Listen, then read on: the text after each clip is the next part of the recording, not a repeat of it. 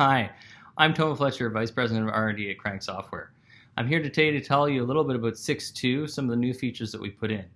Our Storyboard I/O connector is one that I'm particularly excited about. We've extended it with TCP/IP support, so now you're going to be able to send and receive events from your desktop machines all the way to your embedded targets. That really is going to help your testing scenarios. Being able to actually generate test data from the desktop environment over to your embedded target, that's going to save you a lot of time. The other piece that we've added is our ability to remotely enable, disable, and capture trace and performance logs.